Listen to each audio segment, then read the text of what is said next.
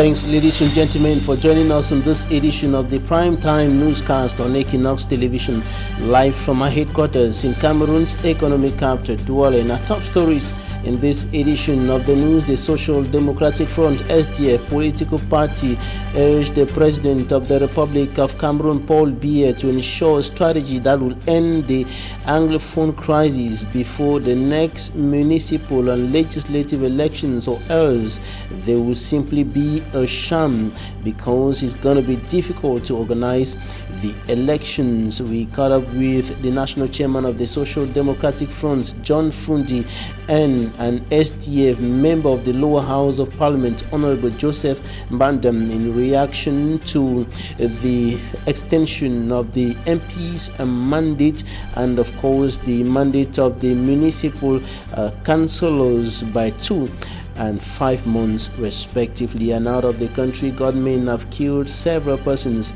in another attack in central Mali.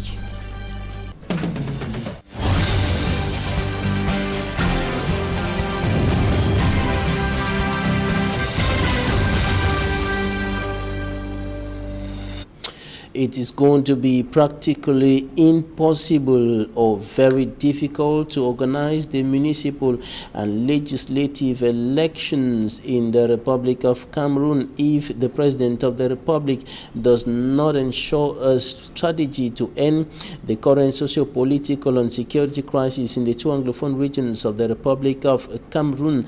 This is a word members of the Social Democratic Front (SDF) political party, notably the leaders of that frontline opposition political party in Cameroon, are saying, and they were notably reacting concerning the extension of the mandate of members of parliament and municipal councillors by 2 and 5 months respectively by the President of the Republic. And we spoke to John Fundi in Bamenda, and for me, I'm Strong Sander, compiled this report.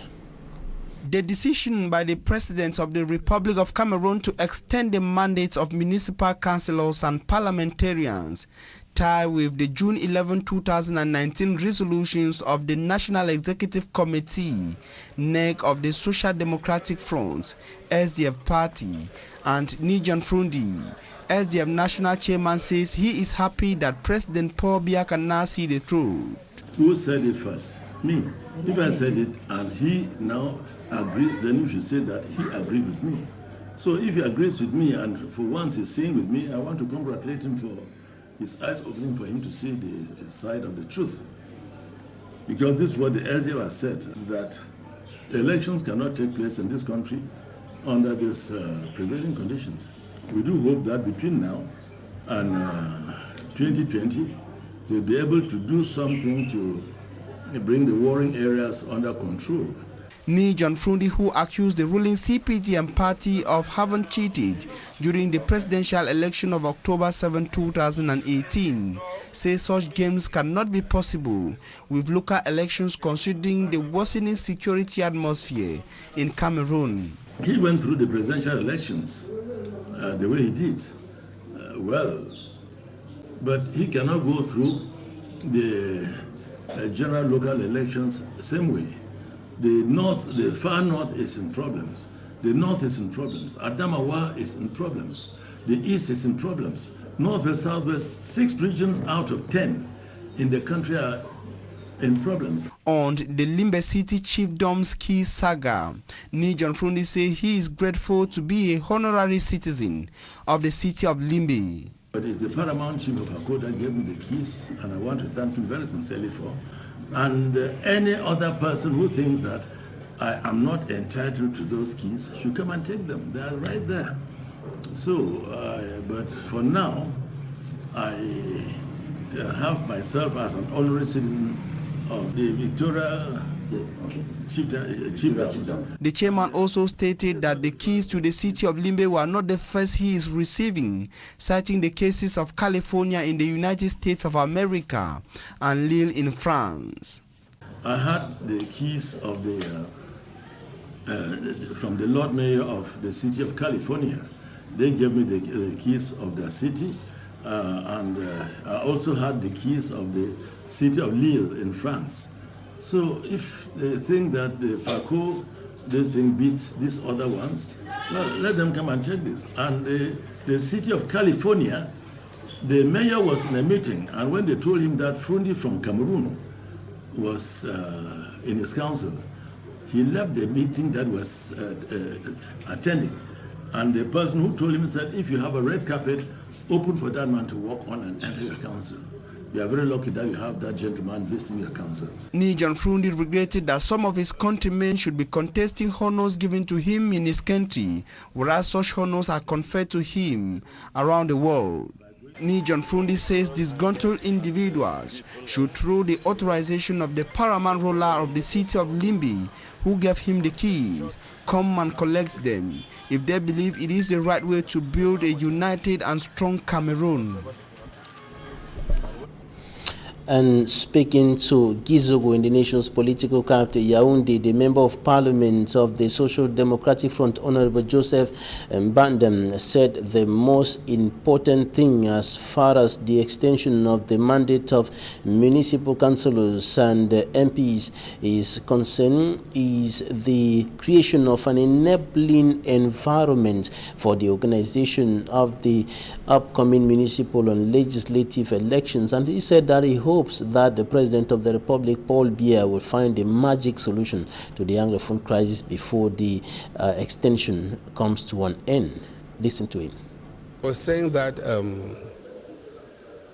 the question implies that the 2 months will run to 29th December, which means that after the 2 months, because the present prolongation is ending 28th October.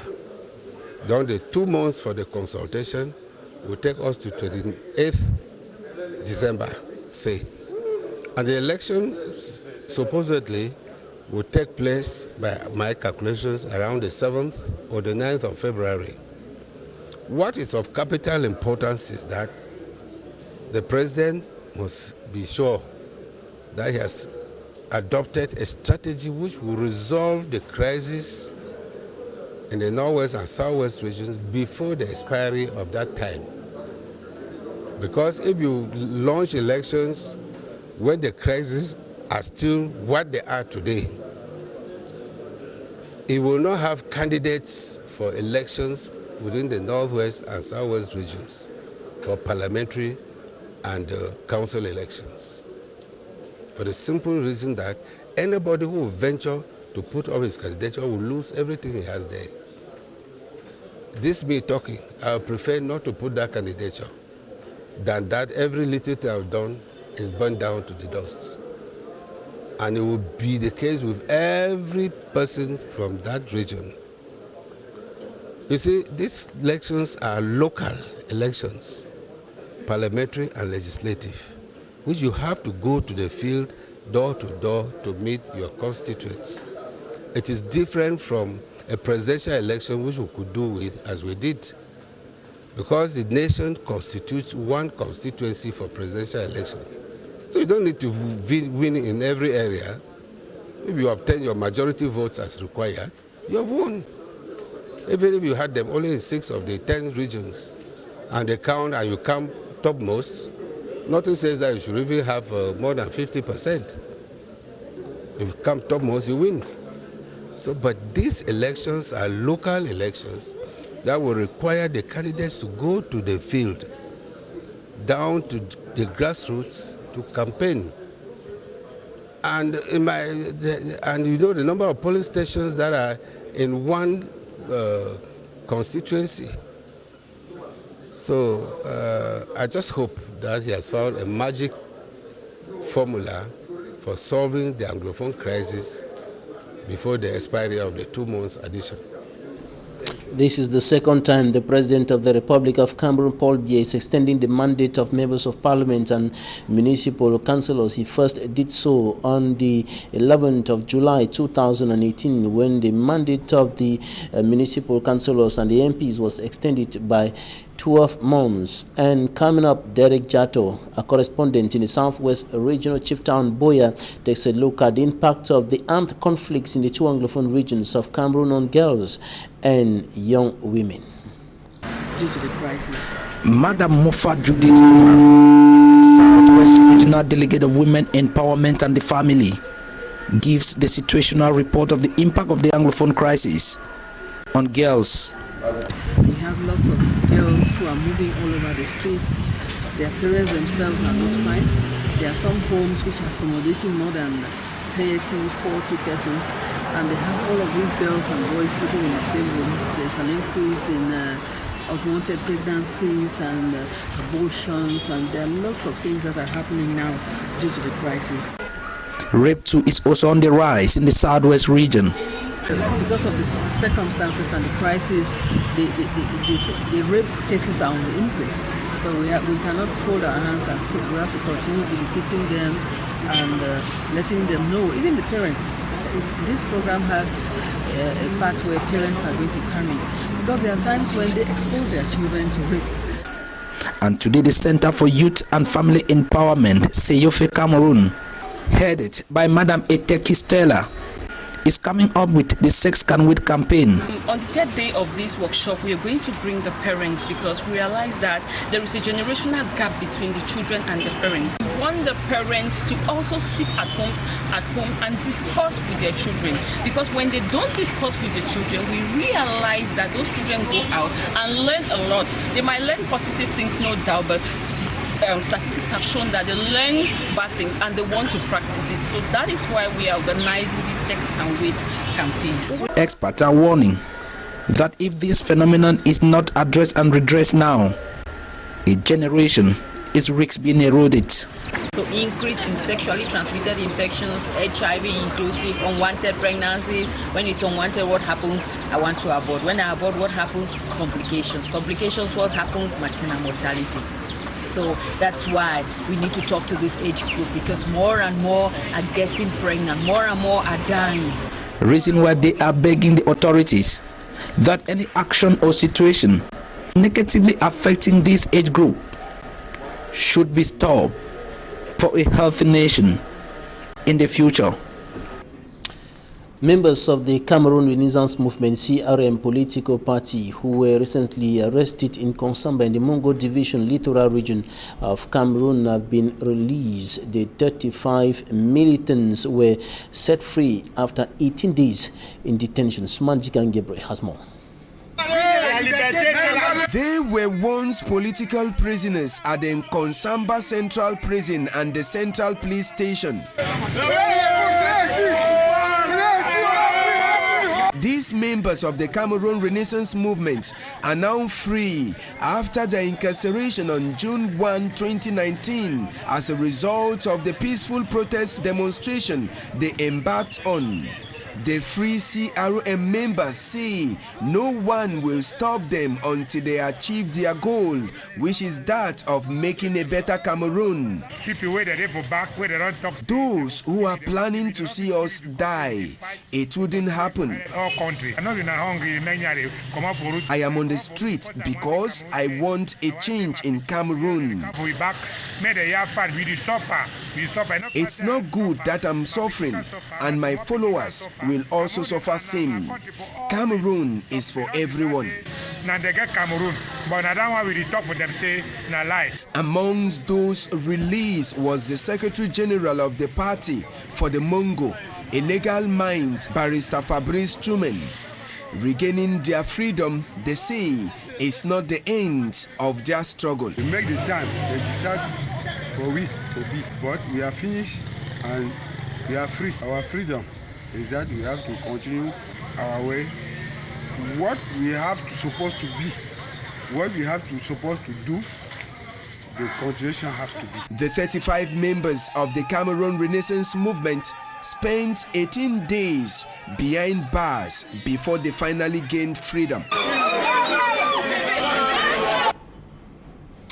The Maningoba Party House in Konsamba, still in the Mongo division, has been consumed by wild flames, and the flames engulfed the building of the party house earlier today. Manjikan Gabriel reports. The Maningoba Party House in Konsamba this Wednesday.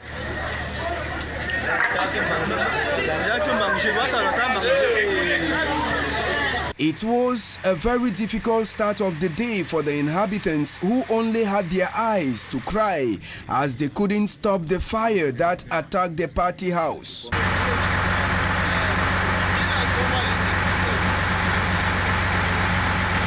The Army Rescue Unit that also arrived at the scene to stop the fire suffered a huge blow after the water they came with got finished and no water reservoir around to tap more water.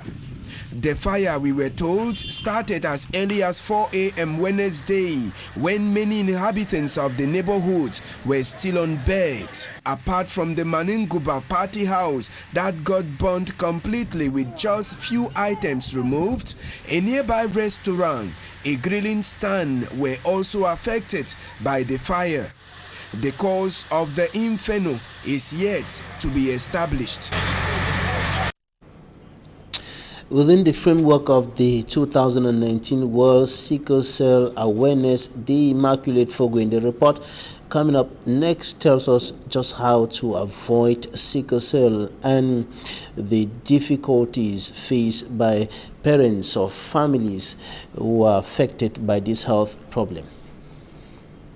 From the World Health Organization, WHO, says about 2% of the Cameroonian population suffer from the sickle cell anemia disease. Victims of the ailment say they are discriminated upon by some persons who attribute the ailment to witchcraft. The difficulty we are faced with is the fact that we are stigmatized upon by some persons. The definition I can give to sickle cell is that it is morally, physically, and psychologically painful. The inherited disease that severely endangers the life of the victims, experts say, is due to the negligence of parents to carry out necessary examinations before marriage or the non-respect of medical advice even when some tests are carried out.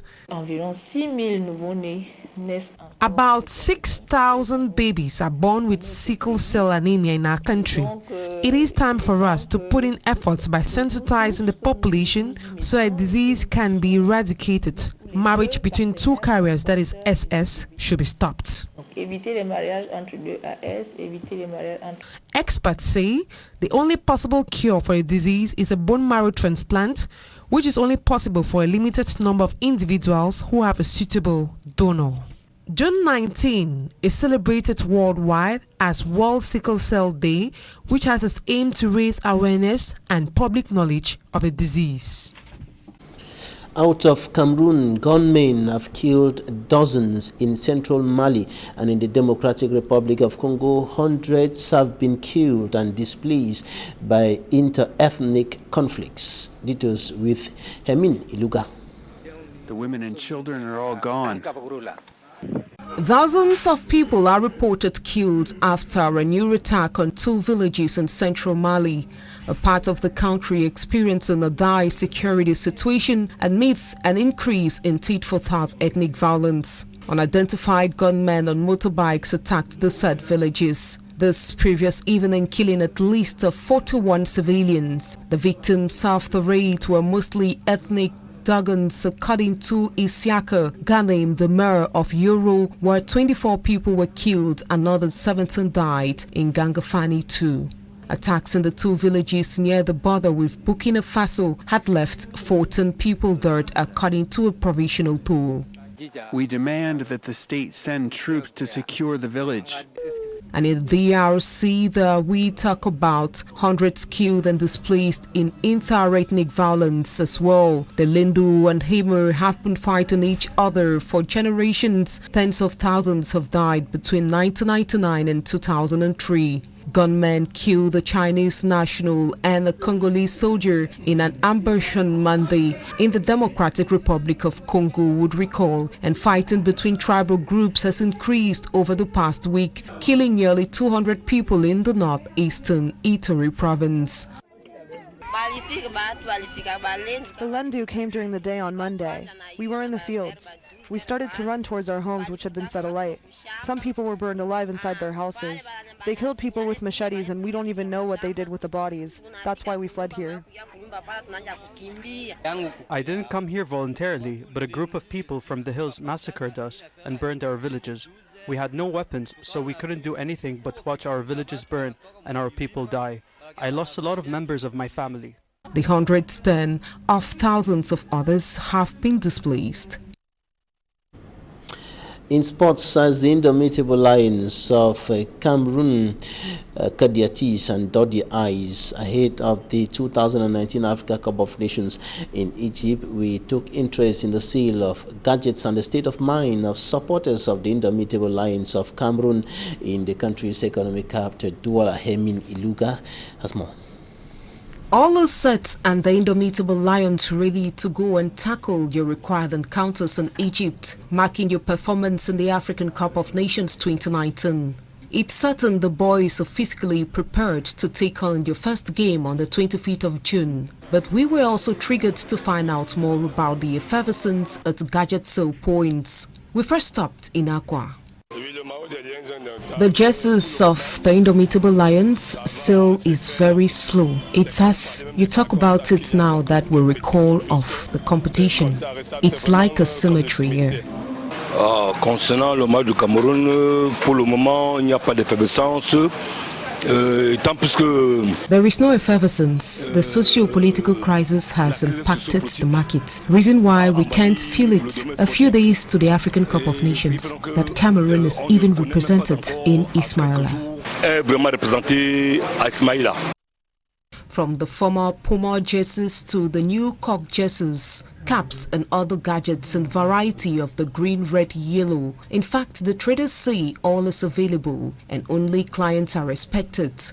At Accra, we as well caught up with politician Mosili Jebayi, vice president of the UNDP party, who voiced out his deep support of the national team, reason why he stopped by to buy few jerseys. C'est un devoir citoyen et bien évidemment en tant que Camerounais de soutenir les lions indomptables. I am a supporter of the national team. I stopped by to buy jerseys for myself and other family members out of the country who are in support of the Lions. Pourquoi voulez-vous que j'ai des préférences lorsque le Cameroun est engagé? Why should I respect other teams to surpass Cameroon? Meanwhile, the Lions are playing. My support goes to the Lions, and it's solely on this team that I respect outstanding performance. From Accra, we drove off to Maché Kongori Douala, where we found a dispatched set of the supporters of the national team. They too had key points to outline about the Continental Soccer Jamboree. No, the other player that I know that is performing very well is just the goalkeeper. Yeah, the goalkeeper is a promising goalkeeper as we have for now. Really, they have the courage because the cup is with them. So, with that cup being with them, they won't allow it to go out easily. So, they will do all possible means to maintain the cup. There are people who will challenge them because if there was no challenge, there will be no qualification. So, the teams that have qualified now to play the African Cup of Nations also will challenge them. Like which one? Nigeria is there, Egypt, the hosting nation is there, and Senegal. Let me just mention those three. It's therefore not a matter of tribes, ethnic groups or region.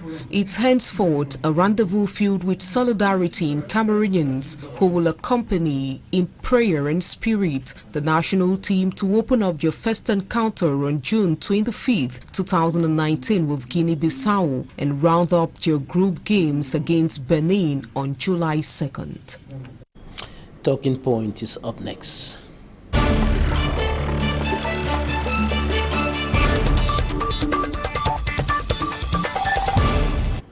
Thanks for joining us in Talking Points. We are receiving a legal mind barrister, Kamwa Limen Robert is a member of the Cameroon Bar Association and head of the Kamwa Limen law firm here in the economic capital. Douala. Barrister, you're welcome.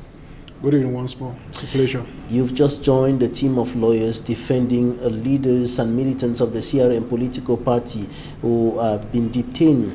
And you're coming in at a time when over 35 militants who were arrested in Konsamba have been set free. Your reaction to that development? Well, it's a step towards a positive direction. It's true that today I was given the honor by some senior colleagues who invited me to join the team to defend MRC militants who are detained. And it is a good thing to release them because actually they were not even supposed to be arrested. They have the right to manifest. They were not destructive, and they have a legitimate request. So I think it's good that they've released them, and they should continue to release others, those in Douala, Yaoundé, and everywhere in the country, because it serves no purpose to keep them. It serves actually no purpose. All right. As a lawyer, you're looking forward to legal action that will contribute in setting your clients free, leaders and militants of the CRM political party. When you look at the present context, the present judicial system in Cameroon, do you have hopes? Well, there is always hope. If a lawyer does not have hope in litigations, he should not practice. There is hope, and there is a will, the desire of the people. Those militants are really diehards to go out and march, and I think we as lawyers, if we are called to contribute in their release, it is something honorable to do. And I just want to thank those who thought I could be of help, of any value. I could add something into the group, that I'm really honored to do that. All right, now we're going to talk about the Anglophone crisis. And recently, some persons have been saying, some analysts, some experts in conflict resolution, some political leaders, civil society leaders have been projecting the idea that conflicts like the one we are experiencing in Cameroon today, particularly in the northwest and the southwest regions of the country, can be solved back at home without international involvement. But you are thinking the contrary. You think that the solution will not come if there is no international involvement, or nobody coming from outside, maybe a mediator or something. Wow. Yeah. You see, when you do the right diagnosis, you have a good treatment for an illness. When you look at what is happening, we are talking about two extremists, two belligerents at extremities. We have the government, which is resolute to fight. We have the Ambazonians, who equally are resolute to fight. Both of them, when they fight, they violate international conventions and treaties. And from the foregoing, you discover that nobody is willing, the government is not willing to dialogue.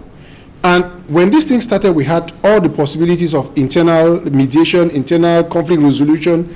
But unfortunately, it has stretched beyond that, because you see that some people are arrested out of the country, right? For you to solve that problem, you need to, they are already invoking international laws which has been violated. You see that foreigners have been killed. How do you solve? So there's a lot of issues involved that, honestly speaking, coupled with bad faith of the government, it is difficult to find a settlement back. Government is not willing to dialogue. You said so. I do.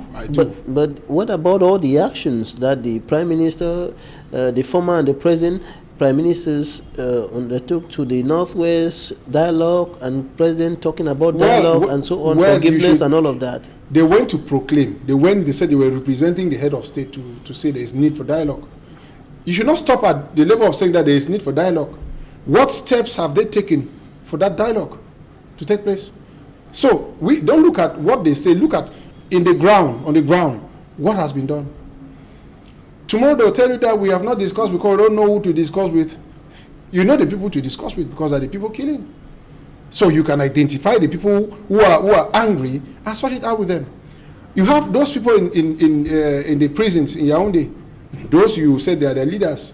You've already identified them as the leaders. You lock them up, they're in jail, and then you turn and say we cannot discuss. It is. Or we can discuss, but not this. not secession. Look, it is very important for the government to note that as a human being with rights, the form of the state should be discussed. And after the discussion, people will vote, people will vote, and the majority should carry. No individual should think, or group of individuals should think that what they perceive is the best. No. The country is failing. It's a failing state.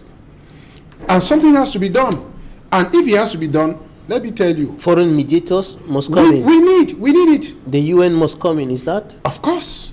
The UN should come in, African Union should come in, there are other international mediators that could come in. So no mediator in Cameroon to play that role? What do you have in mind? Karina Tumi, that we respect, came up with the idea, and everywhere they just blocked. The mayor said, don't come here, but the governor said, don't do this. Finally, who else do you want to initiate such a discussion? That will not be hindered by the very powers proclaiming the necessity to dialogue. And you know, when this thing started, there was no room for dialogue.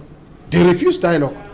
It has gone radical, and today they preach there should be dialogue, but there are no steps taken into that direction to see that it should be held.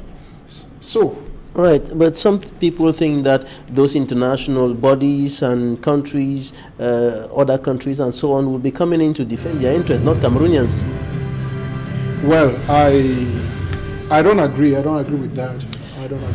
All right, Barrister Kamwa Limen Frobert, you're a member of the Cameroon Bar Association and president of head of the Kamwa Limen law firm here in Douala. Thanks for coming. It was a pleasure. Thanks, ladies and gentlemen, for staying with us. That's it for today.